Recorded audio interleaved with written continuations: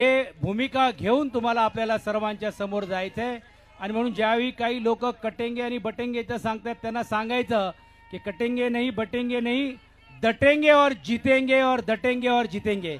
मी आदित्यजींना विनंती करतो की त्यांनी सांगावं। 90,000 लोक आलेले आहेत, 90,000। म्हणजे तुम्ही विचार करा, भाजपला इथे लोक मिळत नाहीत, एकनाथ शिंदेला लोक मिळत नाहीत, तर मग दुसरीकडून आणतात आणि हेच लोक आहेत ज्यांना आपला महाराष्ट्र लुटायचा। मी तुम्हाला एवढंच विचारतोय, जास्ती वेळ घेणार नाही, कारण तुम्ही सगळेच वरळीकर आहात, तुम्ही माझं काम बघितलंय, आमच्या सगळ्यांचं काम बघितलंय। तुमचं प्रेम आणि आशीर्वाद सोबत नसतं आमच्या तर तुम्ही आले नसतात। पण आज तुम्हाला विचारतोय, जी लूट ह्या गेल्या 2 वर्षात आपण पाहिलेली आहे ती लूट चालू ठेवायची की परिवर्तन पाहिजे?